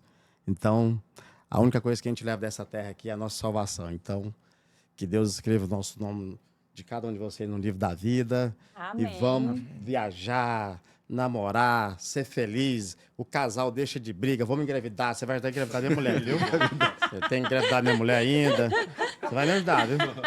Então, gente, vamos... Hashtag tamo junto. Graças, te amo, viu? Você vai engravidar. Gente, seja feliz, viva, porque a nossa vida aqui na Terra é curta. Amém. Sabe? É curta, gente. Tão curtinha. Vai Ó, ser e feliz. esse lado espiritual que o Né? Marcão tem, eu acho que é o que fundamenta ele para ter essa alegria de vida e passar isso pra gente, né? Obrigada, viu? Tamo junto. Meu amor. Ai, para! Já pedi a graça, por isso que eu falo assim, eu tenho alvará para poder tem alvará. falar para você, Tem. tá? Ixi, você, a Deise, Roberto. Ixi, olha, tem que trazer a Deise ainda, que é psicóloga, a Roberto, que é Diz que nutricionista, agora né? tá numa Não, ciumeira, tá né? na ciumeira. Deise, ó, não fica com ciúme não, que ela vai te convidar pra vir aqui. Pronto, falei. Ó, no Vambora. começo do podcast eu falei que são todos meus, mas da mesma forma que eu tenho, elas podem ter também. Tá? Isso. Então não precisa de ciumeira. Nossa, mas tava na ciumeira, viu? Já falei, viu, Deise? Tava com ciúme mesmo. Vou passar o arroba. Convida ela. Vou convidar, já Isso. convidei. Já? Convidei ela para escrever o livro comigo, para fazer Isso, live ela é comigo. psicólogo, né? É. Não é psiquiatra não, né? Não. É porque eu fui falar com ela, ela falou, não, seu negócio é psiquiatra. Eu falei, sério? Poxa. Ou então um shot de amizade bem servido, Eu né? falei, nossa, vai com calma, doutora. E Mas aí, assim- Danilo? Como é que é? O final de ano pode jacar? Não pode? Como é que fica a reforma desse tanto de carro enxuto? Não, final de ano pode dar uma jacadinha, né? Aham. O equilíbrio acho que é o mais importante de tudo na vida, né? Então, dá aquela jacadinha, deu o dia 1º, dia 2, estamos lá firme e Tamo forte, firme, né, forte, Marcão? com o tambor na mão. Firme e forte. Como é que fala, né? O jacá, como é que fala lá? A lixeira. Lixeira. Cheira. Para lançar fora todo medo. Chama, pai, dá o chama. Tamo junto. Tamo junto, exatamente. E a mensagem é para cada um se amar, né? Se cuidar, se aceitar, né? Acho que isso é importante. Eu acho que a cirurgia plástica não vai resolver todos os problemas, mas ajuda a te levar num momento de transformação e aí a partir daí você continuar, né, esse processo de transformação. Acho que é Verdade. importante. Como o Marcão falou, a gente faz um trabalho de formiguinha no consultório, né? Todos os dias eu falo isso para minhas pacientes, falo, não vou fazer musculação. Eu falo, não, vai para academia, faz musculação. Porque a gente tem que ganhar músculo, né? Ter uma poupança de músculo para a velhice, para a gente amarrar o sapato, para a gente envelhecer com saúde, né? Acho que é importante a gente entender isso, ter essa conscientização acima de qualquer coisa, né? Então, acho que isso é importante, a gente faz esse trabalhinho de formiguinha aí. E agradecer a todos vocês, né, por compartilhar esse podcast. Agradecer a você pelo convite. Né? Foi um momento aqui muito bacana, muito especial. Imagina, a honra é minha e eu peço a Deus que continue abençoando a vida de cada um de vocês. Amém. Por serem, além de excelentes profissionais, ter esse lado humano que faz toda a diferença nos dias, principalmente nos dias de hoje, né? São pessoas que chegam muitas vezes com uma dor muito grande ali e vocês terem essa habilidade inata de lidar com isso em prol de trazer um bem-estar, a melhoria, né, para a vida de cada um. Gente, então, sinta-se convidado também para estar aqui mais vezes. Depois quero o contato da sua esposa. Com certeza, se ela tiver abertura, nós vamos fazer um momento juntos, tá? Combinado. E muito bom ter vocês aqui. E obrigada. Ai, nossa, só agradece, tem que bater palma. Pode bater palma, vamos bater palma. Uhul!